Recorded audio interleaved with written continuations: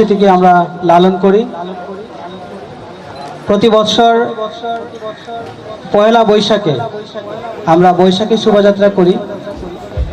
আমরা ধর্ম বর্ণ নির্বিশেষে সকলেই কাঁধে কাঁধ মিলিয়ে একই সারিতে এসে আমরা এই সংস্কৃতিকে আমরা লালন করছি। আমাদের এই যে সাম্প্রদায়িক সম্প্রীতি, এটা সবসময় বিরাজমান।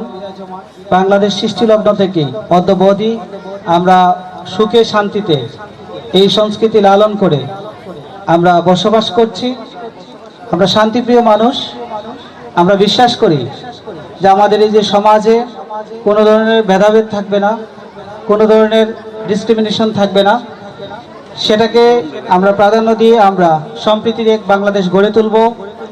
আমরা জানি কেরানীগঞ্জ একটি গুরুত্বপূর্ণ অধ্যুষিত এলাকা, ঢাকার খুবই কাছে।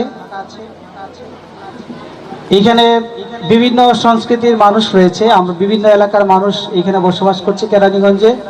তারপরেও আমরা অত্যন্ত শান্তিভাবে আমরা সম্প্রীতির সাথে এখানে বসবাস করছি।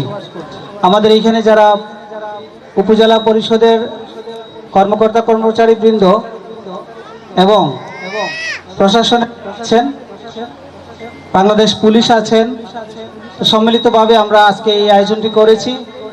আমি সকলকেই ধন্যবাদ জানাচ্ছি আজকে এই অনুষ্ঠানে অংশগ্রহণ করার জন্য।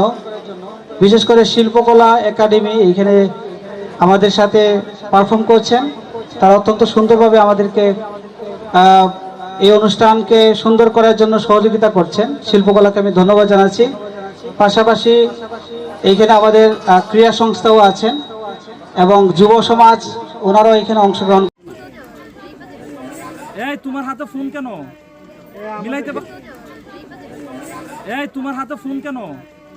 মিলাইতে পারবো না তো। ন্যূনতম 12 ফিট ফোন তো পরে যাবে। 12 ফিট ওইটাই ন্যাচারাল, ওইটাই ন্যাচারাল। আর দেখতে পাবো না।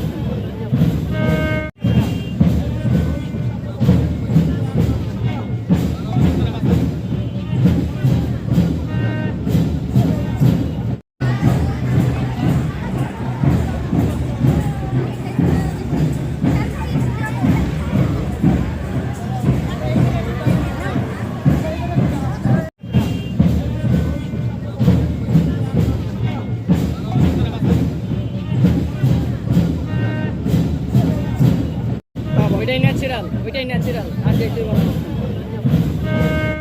আলা শুরু করে দেখ নাকি? ব্যান্ড শুরু করে দে, ব্যান্ড। হ্যাঁ, ব্যান্ড।